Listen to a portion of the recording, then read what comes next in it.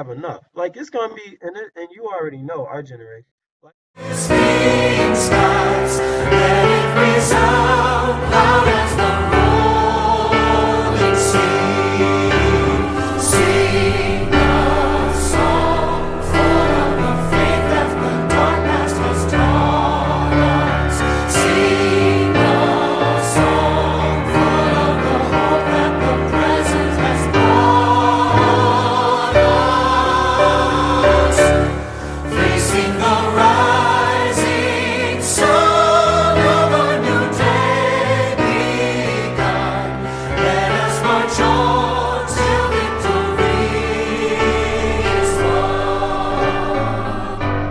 Stormy the road we trod, bitter the chasing blood, felt in the days when I'm a school teacher, and this is what you need to understand. We need to educate ourselves on voting policies and how you vote. Voting changes what happens here.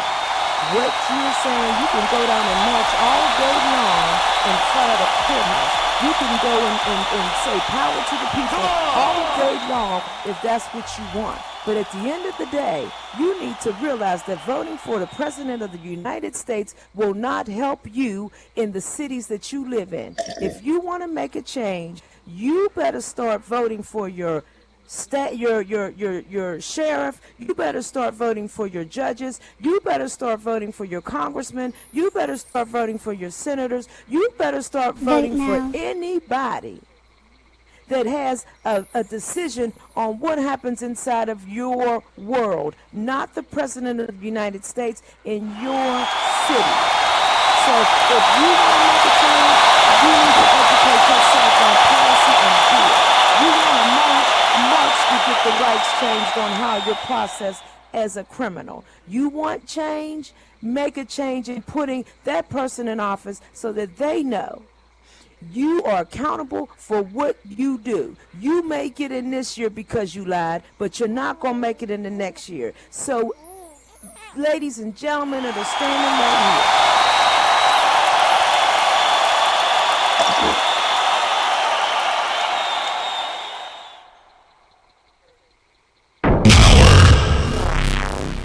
the President of the United States, fight for what happens inside of your community. And don't just talk about it here, because the left campaign offices in each city for whatever or whoever you want to be elected, whatever official.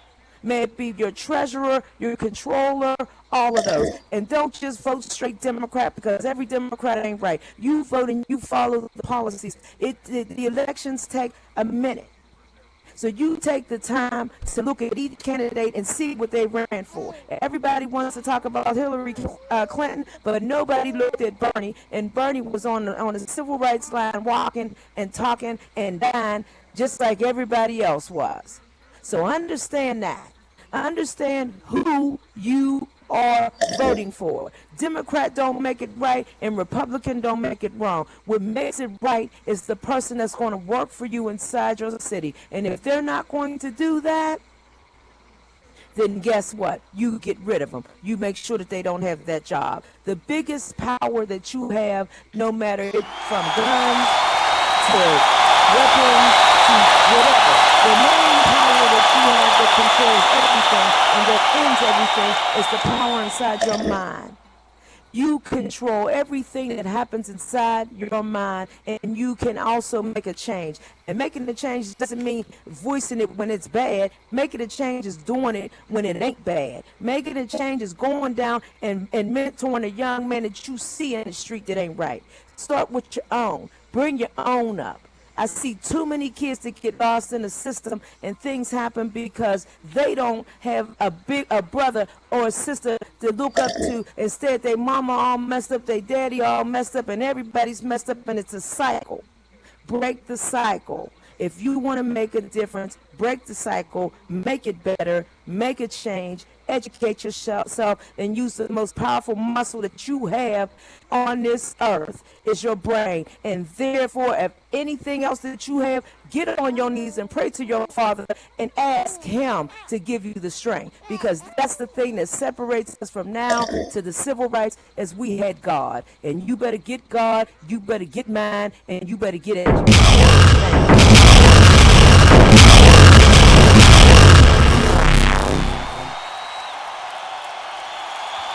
I concur that mostly. Because wearing the jury, I got sick of it. So I started watching how people, their emotions.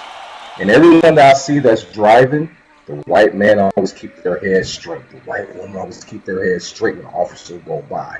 So I'm gonna start doing that. And it works. Because once you look at it, oh, he must got something. Don't turn the car. And I've seen that. Because I've done it. Shit, here they come. Damn. Next thing you know, click, click. Who likes to pay $1,000 getting out? I've done that twice. Enough is enough. So get all your family members, your friends, anyone that's graduating high school this coming year, coming up next year, get everybody to vote. And she's right. It's not about the president either. Your community. Your own area where you're living in. It starts from there and it spreads out. And the more it spreads, the better it will become. Yes, there's going to be some angry people. Yes, there's going to be somebody that's getting all mad because they're not in office anymore and they're sick of it. No, we just want what's right for us. It's been way over 200 years. I don't know about y'all, but I've been tired. I've been tired for a long time, you know. And that's why I do things I do, dress like I dress. Hang out with people that's above me a bit. Rubbing elbows with them. You know what they say, the folks that you hang around with income-wise, that will be your income. So change your mindset, change your thinking. You want to get to that bigger level, change yourself, grow. I'm glad to see everybody here. There's a lot of faces I haven't seen in a long time, but after this past weekend, actually this whole year, actually the past 20 damn years, actually the past 40. Man, I can just keep going. I'm sick of it. I'm tired. I'll never forget back in 1987 wearing a long Los Angeles Raiders hat with Public Enemy and NWA doing all their thing, and I'm getting profiled in Kalamazoo, Michigan. I'm getting wrestled down. Because they think I'm a murderer. They thought I was the shooter and had the wrong person. And did you know they went on ahead and charged me anyway for misconduct? I had to bomb myself out and all that bullshit. So, you young folks, today, if you have siblings, friends, family, co-workers that are 18 and has not registered, get them to register. Start documenting all the racism that's going on in your job, because I know it happens. It happens with me before. That N-word and everything else, you just let it slide. Nope, document that shit. Because the managers there are supposed to protect you there on your job as well. It goes all across the board. You know, I'm a black man on this earth, and I'm not ashamed of it, dude. I'm proud to be a black man on this earth. I'm proud that I can actually travel through a lot of places and meet a lot of constituents and politicians to businessmen, you name it. All because I've changed within myself. I changed my mindset. Pulling my pants up. Walking like a citizen should. And that's what we all need to do. But we all got to move as a force. Because what's going to move as a force is when they see numbers. And the bigger the numbers they see, oh yes, I'll get afraid. Because here comes change. What I'm saying, though, is that if you don't want that stuff to come back to you, be careful. That's all I'm going to tell you. Whether it be Instagram, Pinterest, Twitter, Facebook, whatever. Just be careful. Also, there is a video right now about the ACLU that's coming out with an app that you'll be able to, if you happen to capture an incident of police brutality on your phone, there's an app for that. I would question until we know more about it. Because number one, once you release that that video to that app, it becomes the property of the ACLU. We need to find out how that information is being assimilated.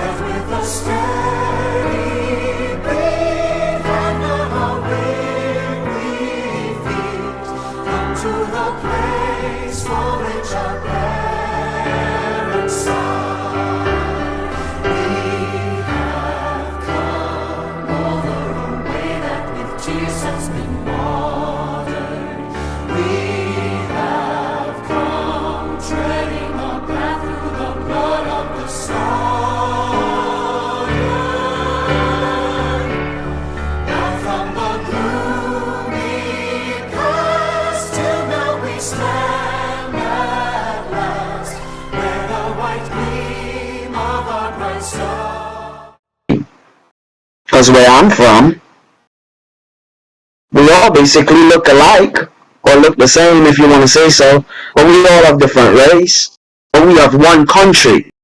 We Trinidadians, we Islanders, we West Indians. When I first came here, and I shared my experience with my daughter, it was funny that was the first time I ever knew that I was different. So then I had to change how I thought. That's a bad thing when you have to change what you were taught so that you could teach your child something different from what you were taught.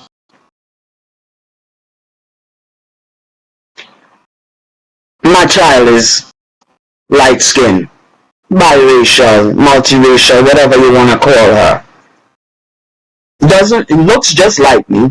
Same face, look like I planted it on her. But because of the color of her skin and the fact that her hair is long to her behind and straight, pose a problem. So I didn't teach her when she was little about the color of her skin or the color of mine, because she saw no difference. She played on the ground just like everybody else. But it took her coming home one day to ask me what is so different. Because of what her friend's mother taught her that my daughter was different, because they knew who her mom was. So it was interesting to me that I had to now present to my child her difference. And telling her, how should I put this in the nicest of ways? That because your parent is of a darker skin than you, that you may catch flack for that. Because your parent is a different tone than you. That the doors that your intelligence can afford you may not be open. Because when I'm driving down the street dropping you to school and I pull up and drop you off because of who is in the car that's dropping you off, you are going to be looked at as different and not a human being, but because of where your heritage comes from. And we call this the free land. Do we actually know what free is? I lived in a free land, where the color of my skin did not matter, where the crown of my hair did not matter, but the intelligence of my mind and what I can give to the society mattered. I'm off the mic.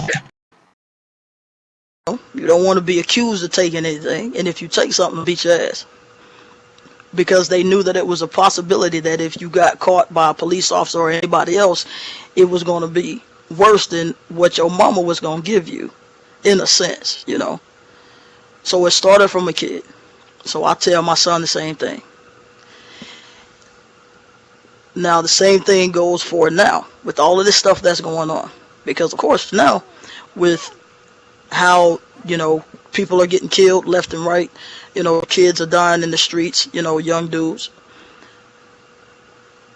He's asking questions, you know, why is this going on? What's the problem? You know, is it really because, you know, the color of our skin type thing? So I have to be honest with him and tell him, yeah. Now I'll tell you some other things that I was told that I don't have to tell him. I've told him, but he's not going to experience it until he's ready to start driving. Keep your hands on the steering wheel. You know, when the officer asks you for certain things, you comply. You be respectful. These are things that I was told as a teenager. If you were walking up the street, same thing. Make sure that you don't get yourself in a position where you don't give them a reason to try to retaliate against you or try to get you in a state of mind where you all messed up or you got, you know, you get an attitude with them. And that's been like some years ago. Ain't none of y'all business how old I am, but it's been a while ago. However, now being grown, it's the same thing. My mom called the other day. Please be careful. Please wear your seatbelt. If you get pulled over or if you feel like you're going to be in danger, and I'm grown. I'm a grown kid. If you feel like you're going to get pulled over, go to the nearest gas station. Go to somewhere where there's some lights. But now, at this particular point, it's like, what's the use? What's the use of that? What's the point in going to a place where the place is lit up and there's cameras? You still getting killed. So at this particular point, it's like we can tell our kids every single day, you know, listen to the officer. And I almost believed the majority of that. Almost believed the majority of that until the situation happened with Castile. This dude had his seatbelt on. The man asked him for his ID and registration, and he reached to get it. And he still got killed. And with the reports that's coming out now, with the thing that came over on the dispatch was that he pulled him over because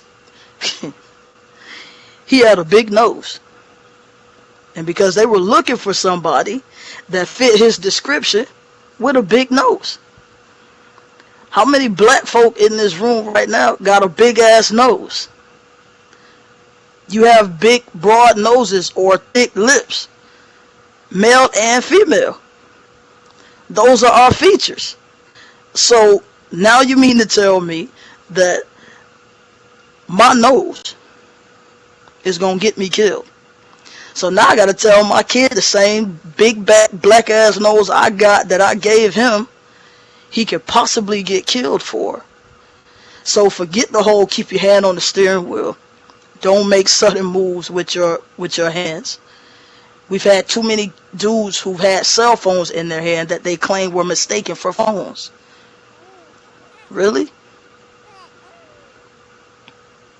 So, you know, it's a whole lot more that I've said, but I don't want to take up everybody's time, whoever else want to say. But, you know, we talk to our kids all the time. And the truth of the matter is, everybody don't have to do that. They don't. Black families been doing it. It's been going on before the 60s, before the 50s, 30s, 40s. That's just how it is. So do I say I'm off the mic or I'm finished? Or was we were about to walk out into the world and face the world as black people. And regardless of what we hold behind our blackness, our degrees, our marital status, our sexual orientation, our bank account numbers, whatever we hold behind that thing, the first thing that we're seen as is black people. And you can't walk out in this world and immediately think that that's a white person, they're going to hate me. You don't know that. You have no idea. But we were taught that. We were taught not to walk out and assume things about people. Not to walk out and think that people would assume things about us. But know that because you're black, the majority of the assumption is going to be a little bit on the negative side. You coming out behind the eight ball a little bit. You got a little bit more to prove to other people than other people have to prove. And I think that it's very good to be transparent with your kids and teach them that type of thing. Don't sugarcoat it. Don't talk to them about rose-colored glasses. For everything that is holy and right, and everything else in this world, for all the rainbows and butterflies and dragons and witches. Tell your kids to see people for who they are. Don't tell them not to see color, not to see this, because in not seeing color and not seeing who people really are, then you negate their struggle as well. And that's everybody's struggle, not just the black struggle, not just the white struggle, not just the gay struggle or the straight struggle or the unicorn struggle. You see everyone for who they really are when you look at them for who they really are. So to come back around to it, I would be as transparent with my children as possible. There are people in this world who want to kill you because you're black. There are people in this world who hate you because you're black. They don't know anything about you. There are people in this world who nobody told them anything about black. They don't know. They don't know anything good. They don't know anything bad. So do everything that you possibly can to be the best representation of yourself that you possibly can, so that when they see you, they see an individual and they don't see an entire whatever. And that's the best advice that I can give to that. As far as earn more money so you can have less problems. All right. Sagging pants, all of those things that have been brought up, none of those, even speaking about, I believe that even speaking about those things puts in front of the terror that's going on behind those things. It puts a reason, it gives a reason. There is no reason. If I walk out here stark naked with some glitter on, that doesn't mean that you can come and touch me. That doesn't mean that you can come and have sex with me if I didn't invite you to. If I walk outside, it's not my style, but if I walk outside with my pants sagging, does that give you the right to kill me? No. So what we have to do is start to change the conversation on everybody's part. We have to start to change the mindset on everybody's part. So that's all I wanted to say. I didn't want to hound the mic or anything. I just kind of wanted to address what we should tell our children and how we ought to start really changing the conversation about what's right and what gives people the right to do whatever. We are humans. And we all have a story, and we all bring something to the table. And consider my story, consider my source, consider me as a person before you start, seeing or doing something to me. That's all. Okay. Discussion with a few of our students who are middle schoolers. I work in Harlem, New York, and I'm not sure if any of you know about Harlem, but most of my children are living in the projects. They are living in the projects. They are faced with racism almost every day by NYPD. And when it comes to our children, the best advice I can give is we have to educate them. Every day we try to teach our children, don't be a statistic. Don't do what the cops are told you will do. It's all in your approach. If you walk like a thug, they expect you to be a thug. So their approach to you will be defensive. Their approach to you will be negative.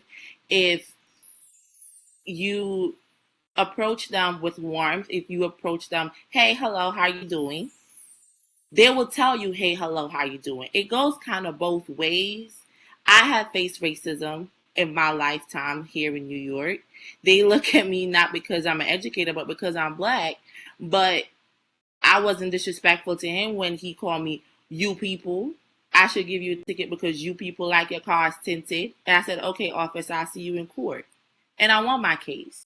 So at the end of the day, is what we teach our children. Racism is taught. We teach them the right way. When it comes to the cops, their training needs to be better. Not every city or every state in this country, cops are approaching black people in a negative way. The training needs to be fixed. And I heard a mayor today say it. Yes, some counties, because of the slaughter of our black people, they have incorporated body cams on some cops. There have been changes in policies in some small cities and counties, but right now it needs to be a nationwide change, because it's sad that right now, just July, there have been 509 black people killed by the hands of police. So there are names that we don't know about. So what are we going to do? Are we going to keep fighting history? Are we going to keep fighting what happened 30 years ago? Or we're going to try to fight moving forward what's happening now and what will happen tomorrow? So we need to take what we're talking about here now in SL and take it to our town halls. Go to our community leaders, knock on their doors, go to these board meetings and voice your concern. Be mindful of who you're voting for. So November, when November comes, we better go out and vote. Because if we don't, guess who will be our president? That's the reality of it. A pastor said it. They are the white superior man. The white man is afraid. He's afraid now because we have a black president. So the minority, the quote unquote minority, we now have power because we had a black president. And now the other minority in this country, women, have right at her fingertip to be the next president of this country. So we have to go out and voice our concerns. We have to educate each other. We have to love each other at the end of the day. Am I afraid of cops? Yeah, I fear for my life. But I know not all cops are bad. So we have to have that discussion with our children, not to think every cop that approaches you might kill you. I've seen it in the hood where a white police officer, that was her post every single day in the projects. And her mentality was going in like, damn, these gangsters. She had to break that down one day and just sat at the basketball court, and a young man, a leader in the community, approached her for a one-on-one game. Guess what? She accepted. And she did. So things like that will pull us all together instead of dividing us. And I think that's where one of the biggest problem is. We need to just come together. And the news, be careful of what you're looking at on the news and on social media, because they, for one, want us to stay separated. When these people are out rallying, you think the news is not showing you that white people are out there, Asian people, Mexicans, Muslims. They're not showing you that. They're showing you only only black people. So be mindful of what you are bringing in to your energy and your vibration. You have to change your thinking and be more positive. We can't let this knock us down. We have to make positive decisions and positive changes in our life and just talk, because guess what? More people will be killed, more sacrifices, more bloodshed. So we just have to unite. We have to speak to our young people, just like how our parents spoke to us. We have to, it's now our chance to speak to the young people, because guess what? The young ones, they are not thinking like we are. They're thinking to fight back. They just want bloodshed. They just want to go out there and fight. They're not thinking to sit down and speak and try to make change that way. They're not thinking those things. So we have to instill that in them, and they have to see us doing those things so they understand the right way. Okay, and that's all I have to say. It's like it was a real eye opener, and a lot of people who didn't know or didn't realize now they do. But for us, we've known this. It's been happening. And it's like, how do you handle yourself? So the first conversation with some of these young cats was, what do you do when you get stopped by the cop? Do you pop off at the mouth? Quick, easy way to get, done. A lot of times it's not even about that, but I'm just saying how you handle yourself in some situations can make the difference. Not all the time, but in life too. You know what I'm saying? You got a little job. Okay, great. You ain't happy with the job. You popping off at the job. Guess what? Now you don't have the job no more because you was talking off too much and lost the little corner job that you had. You see what I'm saying? So those are the kind of conversations that have been taking place. Those are the kind of things that I think doing this, what you guys are doing today, what we're doing today here, but not so much just here, just in your own communities, with your own people. You know what I'm saying? Because for all of us, let's be real. I mean, it's cool that we can dress all nice and, have the latest fits and all that stuff, but keep it real.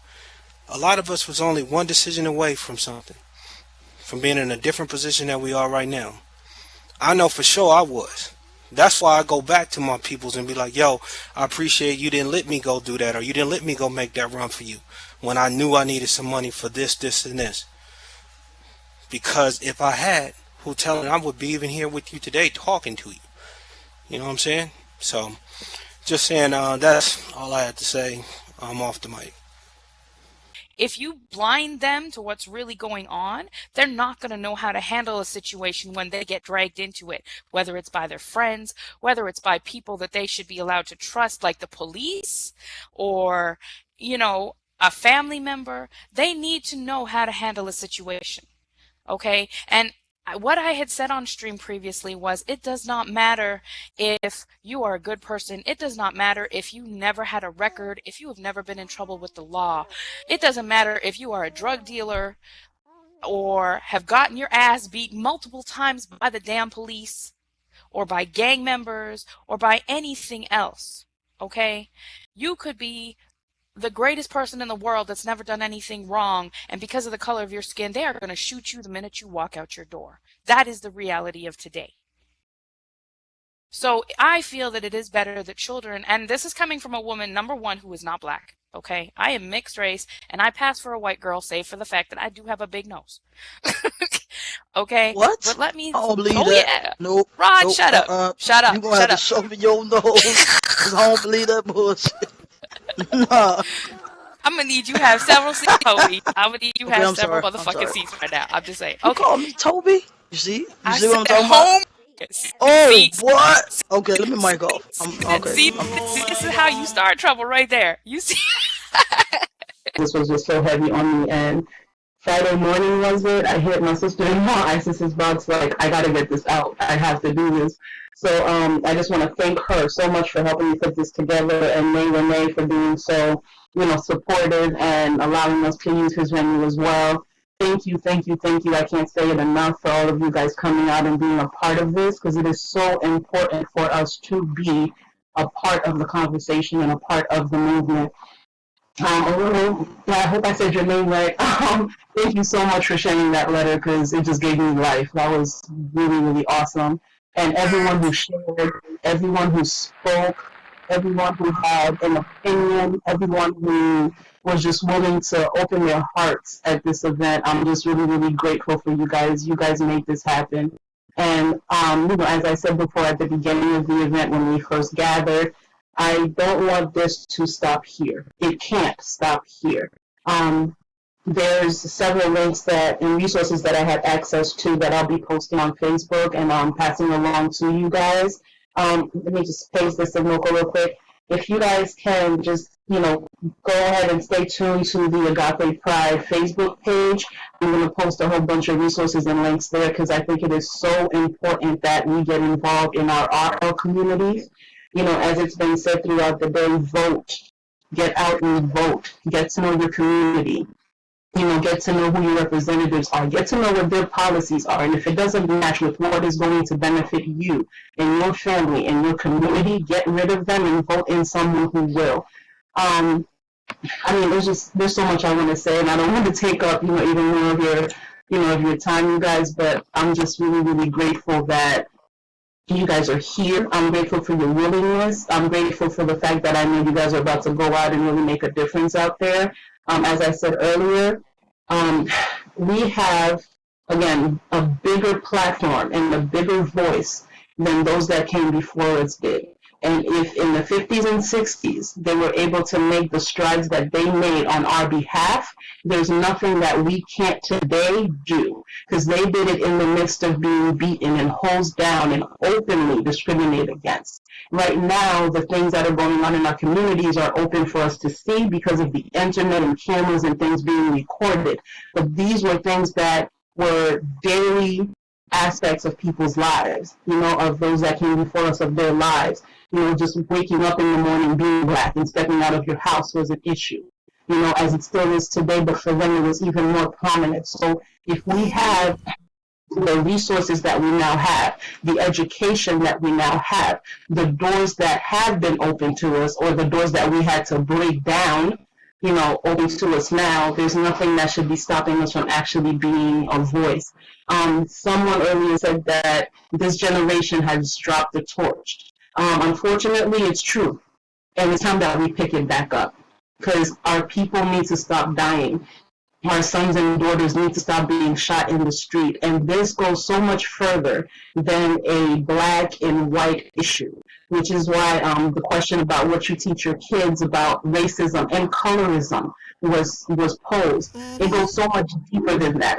There's issues within our own community with us between each other, the whole light skin, dark skin thing, the Black and Latino thing, the age. It's too much, because if you think about it, if you look at the world as a whole, those of us that are considered minorities in our own individual little, label boxes that they make you check off on those applications, when you look at our numbers, united, we are not the minority. And a house divided against itself will fall, and that's exactly what has happened throughout centuries of just systematic division amongst us, to where we think that we are the minority, but we are not.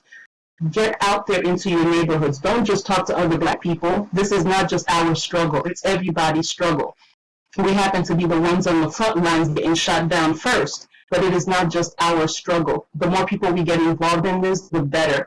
So I just encourage everybody to just, keep this spirit of unity and love for one another with you guys, and just go out into your communities and share it. Reach out to our youth, reach out to your kids, your families, your friends, your coworkers, whatever it takes, and be smart about it. Be very, very smart about it. One of the links that was passed to me for the app that Ambrosia mentioned before at the march for, or was it the ACLU app that allows you to film and upload the footage if you witness or encountering police brutality. I have that link, and I'll be posting it on Facebook as well. But as we talked about, be careful, and find out who's actually behind that. What happens once your video goes up? Whatever it is we decide to do as we go out there, just stay educated, stay safe, make it back in one piece, and let's just continue to, work together and love each other and make the changes that need to be made. So we're going to go ahead and actually, hold on. Okay, I actually have on my web right now, there's somebody that wants. Thank you for the meeting of the minds. We thank you for bringing us all here together and using this forum, this platform, to join like minds and spirits and hearts, so that we can try to figure out how we can work together as a people. We're asking that you will protect everybody that's represented here, their families, their loved ones, those who have to come and go. Give us strength and faith and vigor to fight. Not necessarily going to war, but to stand up and fight for those who can't fight for themselves. For those who have to have a voice or need a voice, help us to be the stronger ones to be a voice for those who can't speak. And we're asking again, just for your covering, to protect our sons and our daughters, and even us, so that we can continue the work that civil leaders led many years ago, and continue what our ancestors started, and that was for us to be prosperous and to survive. We thank you for hearing and answering prayer. In Christ's name, amen. All right.